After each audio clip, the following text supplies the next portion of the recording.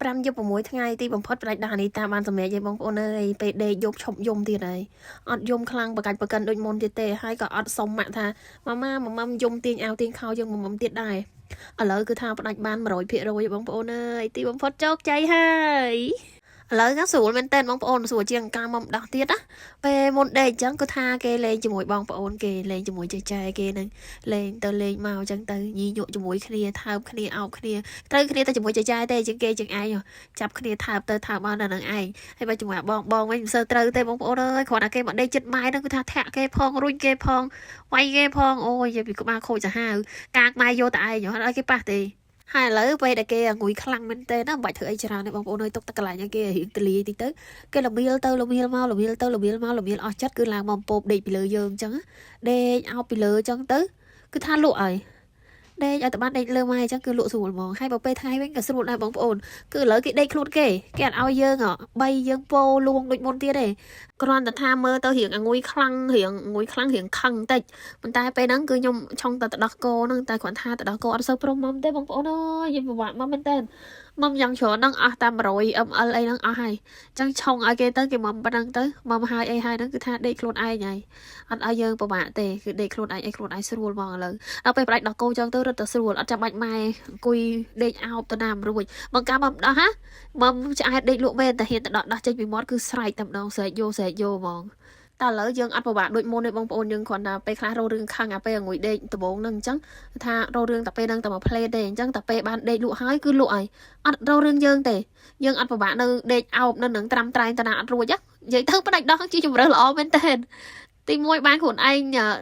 ព្យាបាលបានលេបថ្នាំបានអីហើយអានីតាក៏អត់សូវក្បាលខូចដូចមុនពេលដេកលក់យើងអាចទៅធ្វើអានេះធ្វើអានោះបានអញ្ចឹងណាហើយមួយវិញទៀត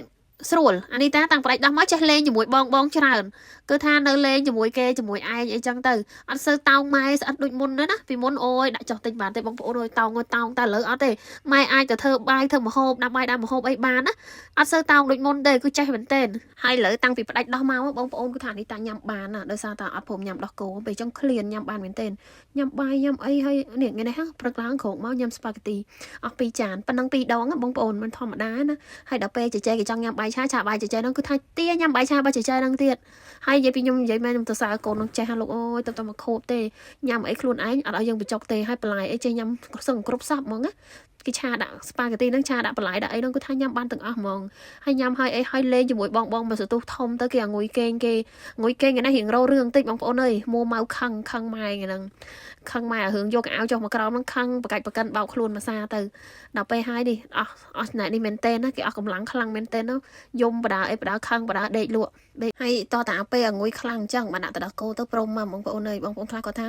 បើអត់ញ៉ាំផ្ដាច់ក៏ល្អដែរមិនឲ្យញ៉ាំក៏បានដែរប៉ុន្តែអានេះតាខ្ញុំចង់ឲ្យញ៉ាំដោយសារអីថ្ងៃមុនណាពេលអានេះតាឈឺទៅជួសឈាមអានេះតារៀងខ្វះជាតិដែកខ្វះអីចឹងណាចឹងហើយខ្ញុំខំទិញទៅដល់គោណាដែលមានជាតិដែកមានអីដាក់លាយចូលគ្នាហ្នឹងណាដែលគេមានសារជាតិល្អហ្នឹងណាបងប្អូនអើយសុខចិត្តទិញអាថ្លៃទៅឲ្យតែមានសារជាតិចិញ្ចឹមច្រើនចឹងណាឲ្យម៉មអញ្ចឹងឲ្យព្យាយាមធ្វើម៉េចឲ្យគាត់បានម៉មទៅ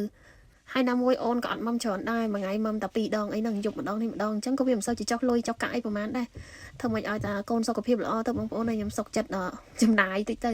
អាណិតកូនណាមួយគ្នាទៅមកខួប4ខែផ្ដាច់ដោះហើយបើផ្ដាច់ទៅដោះគោទៀតអូយបាក់បរោយទោះបីជាញ៉ាំបានប៉ុន្តែអាសារជាតិហ្នឹងក៏វាមិនគ្រប់គ្រាន់អញ្ចឹងណាអញ្ចឹងយើងឲ្យម៉មទៅដោះគោបន្ថែមទៅឲ្យមានសារជាតិចិញ្ចឹមគ្រប់គ្រាន់